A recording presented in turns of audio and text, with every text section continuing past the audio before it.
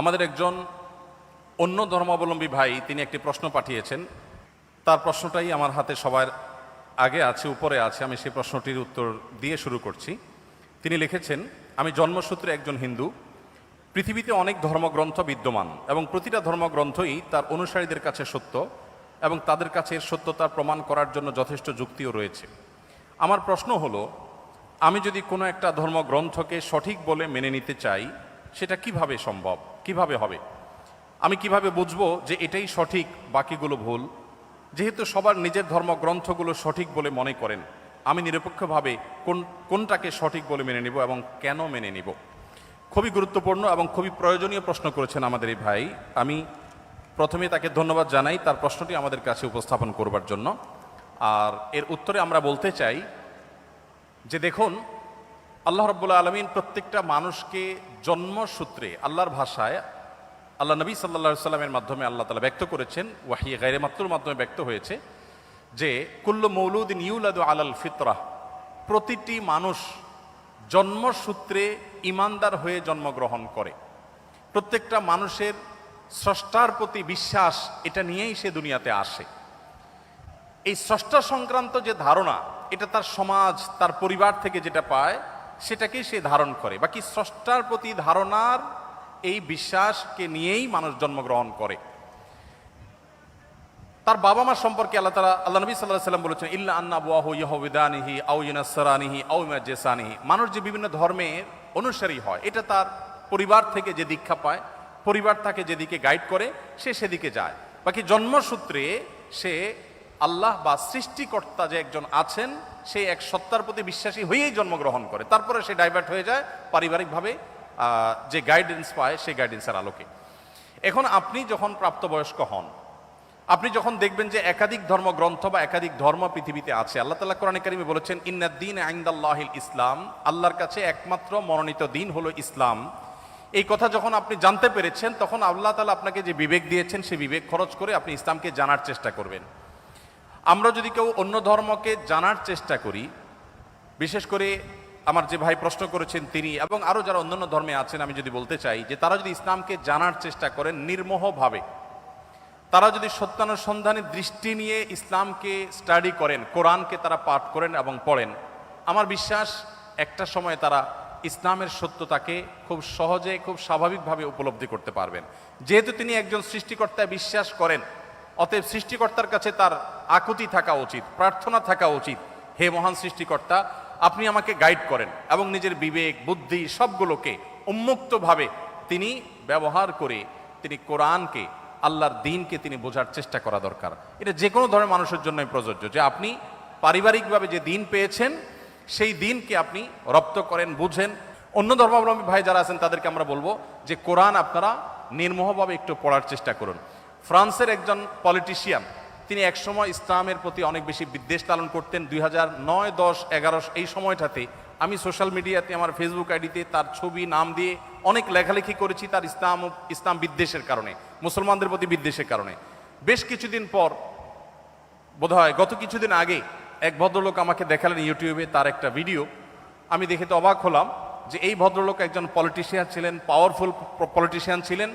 তিনি কোরআন এবং নবী করিম সাল্লাল্লাহু আলাইহি সাল্লামের সিরাত, এটাকে অধ্যয়ন করে উনি অধ্যয়ন করেছেন হলো মুসলমানদের দোষ ধরার জন্য, কিন্তু অধ্যয়ন করে তিনি একটা পর্যায়ে ইসলাম গ্রহণ করেছেন।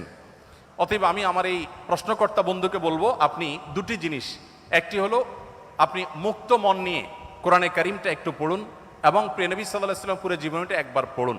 আপনি এটা পড়ার পর, মুক্ত মনে পড়ার পর, আপনার বিবেক আপনাকে গাইড করবে যে মুহাম্মদ সাল্লাল্লাহু আলাইহি ওয়াসাল্লামের যে দ্বীন আল্লাহর পক্ষ থেকে তিনি আমাদের সামনে উপস্থাপন করেছেন, এটা আল্লাহর পক্ষ থেকে আনিত ধর্ম এবং একমাত্র সত্য ধর্ম। এবং ইন্নাদ-দীন ইনদাল্লাহিল ইসলাম, এই আয়াতের মর্ম আপনি উপলব্ধি করতে পারবেন যদি কোরআনটা আপনি নির্মোহভাবে পড়েন এবং নবী সাল্লাল্লাহু আলাইহি ওয়াসাল্লামের সিরাতটা আপনি পাঠ করেন। আল্লাহ তাআলা আমাদের সবাইকে হেদায়েতের পথে পরিচালিত হওয়ার তৌফিক দান করুন। ইসলামে নারীদের সাক্ষী পুরুষদের সাক্ষীর চেয়ে দুর্বল কেন? অর্থাৎ দুইজন মহিলার সাক্ষী একজন পুরুষের সাক্ষী সমপর্যায়ের, বিষয়টি বুঝিয়ে বললে ভালো হতো। দেখুন, ইসলামে স্বাক্ষর দেওয়ার ক্ষেত্রে একজন পুরুষের সাক্ষ্য দুইজন নারীর স্বাক্ষর সমান। এখন বাহ্যিকভাবে মনে হতে পারে যে এখানে নারীকে একটু কম দেওয়া হলো কিনা, তো এটার মূল উত্তরে প্রবেশের আগে আমি যেটা বলতে চাই তা হলো, আল্লাহ রাব্বুল আলামিন আমাদেরকে যে বিধিবিধান দিয়েছেন তার সবগুলো যথোপযুক্ত। আল্লাহর বিধানের কোনোটার উপযুক্ততা, যথার্থতা যদি আমার বুঝে না আসে, তাহলে বুঝতে হবে এটা আমার সীমাবদ্ধতা। এটা আমার সীমাবদ্ধতা। আমি সৃষ্টি হয়ে স্রষ্টার সকল আদেশ নিষেধের তাত্ত্বিক তাৎপর্য এবং তার যৌক্তিক দিক এটা আমার উদ্ধার করতে পারাটা আবশ্যক নয়, বরং যুক্তির দাবি হলো আমি সৃষ্টি হয়ে স্রষ্টার সব আদেশ নিষেধের যথার্থতা আমার বুঝে আসবে না, এ না আসাটাই বরং স্বাভাবিক। একজন সামান্য গাড়ি চালক, সামান্য একজন প্রহরী, একজন ছোট চাকরি করা মানুষ, তিনি প্রতিষ্ঠান মালিকের অনেক সিদ্ধান্তের যৌক্তিকতা বুঝতে পারেন না, না পারাটাই স্বাভাবিক। কারণ যে তিনি যদি সব কিছুর যৌক্তিকতা ধরে ফেলতেন তাহলে তিনি তার পর্যায়ে পৌঁছে যেতেন। আল্লামা ইকবাল বলেছেন, জু সমঝ মে আ গই ও ফির খুদা কিউ কর হুয়া। যাকে আপনার বিবেক বুদ্ধি দিয়ে সবকিছু রপ্ত করতে ফেলেছেন তিনি আবার আল্লাহ হয় কিভাবে? আল্লাহ তো সে মহান সত্তা যে আপনার বিবেক দিয়ে বুদ্ধি দিয়ে তার সবকিছুকে আপনি রপ্ত করতে পারবেন না। এখানেই তো তার বিশালত্ব, এখানেই তো তার মহত্ব। ছোট একটা উপমা দেই। এখন বিদ্যুৎ আছে আমরা জানি, আমাদের ঢাকা শহরে যে তারগুলা ঝুলে আছে এক এক এলাকায়, আপনার যে রাস্তাঘাটে রাস্তার ধারে পিলারে যে সমস্ত তারগুলা ঝুলে আছে, বিরাট জঞ্জাল, দেখতে খুব দৃষ্টিকটু লাগে। আমাদের অনেক কিছু হয়েছে কিন্তু তারগুলো দেখতে খারাপ দেখা যায়। এখন ধরা যাক আজ থেকে 100 বছর আগের একজন মানুষ পৃথিবীতে এখন ফিরে আসছে। যুক্তির খাতিরে শুধু আমরা ধরে নেই যে একজন মানুষ 100 বছর আগের ছিলেন, তিনি ফিরে এসেছেন। তিনি এই বৈদ্যুতিক যে টেকনোলজি এ সম্পর্কে কোনো ধারণা তার নাই। এ ভদ্রলোক এসে সুন্দর করে একটা চাকু নিয়ে বা ধারালো কিছু নিয়ে তিনি এই তারগুলো একেবারে পরিপূর্ণভাবে সাফ করে দিয়েছেন কেটে। কারণ এগুলো দেখতে খারাপ দেখা যাচ্ছিল, শহরের সৌন্দর্য নষ্ট করছিল, তিনি পরিষ্কার করে দিয়েছেন। তার এই পরিষ্কার করার কারণে তাকে গ্রেপ্তার করে থানা জেলে নেওয়া হলো। এরপরে তার নামে মামলা হলো, তার নামে মৃত্যুদণ্ডের রায় আসলো এবং তাকে মৃত্যুদণ্ড দিতে নেওয়া হলো। এই লোক যদি বলে যে আমাকে মৃত্যুদণ্ড দেওয়ার কি যৌক্তিকতা থাকতে পারে বলো?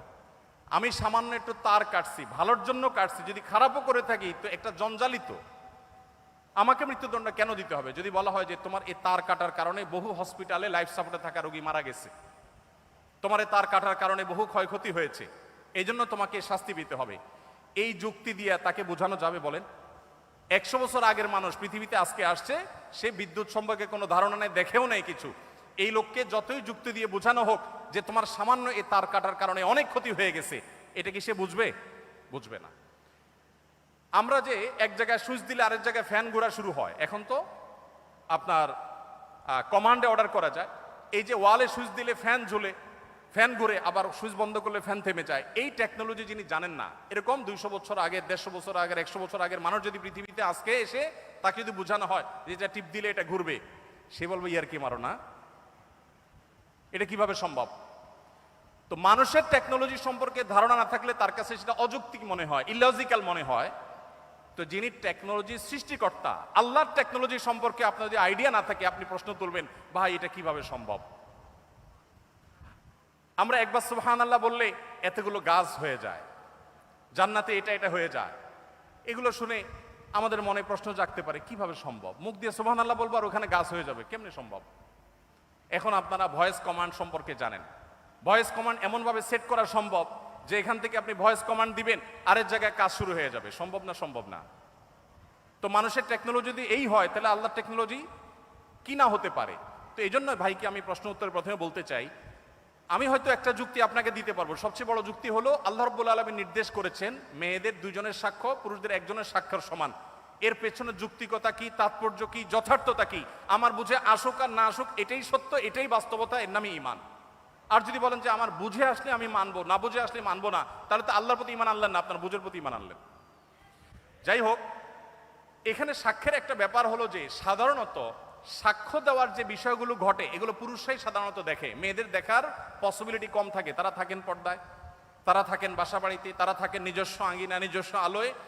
পুরুষদের সাক্ষ্য দেওয়ার সম্ভাবনা এবং তাদের সাক্ষ্য দেওয়ার সুযোগ অনেক বেশি থাকে, নারীদের জন্য সেটা অনেক কঠিন থাকে। তারা থাকেন পর্দার মধ্যে, তাদের পর্দার মধ্যে থেকে সাক্ষ্য দেওয়ার জন্য সংশ্লিষ্ট বিষয়ে দেখা, প্রত্যক্ষ করা তুলনামূলকভাবে একটু কঠিন এবং সম্ভাবনা অনেক কম। হয়তো সেই কারণেই 2 জন নারীর সাক্ষ্যকে 1 জন পুরুষের সাক্ষ্যর সমান ধরা হয়েছে, ধর্তব্য করা হয়েছে। এর বাইরে আরো বহু যৌক্তিকতা বিভিন্ন গবেষকরা বিশ্লেষকরা দিয়েছেন। আমি মূল সূত্র সেটাই বললাম যে আল্লাহ তাআলা যেটা বলেছেন এর চাইতে যৌক্তিক আর কিছু হতে পারে না।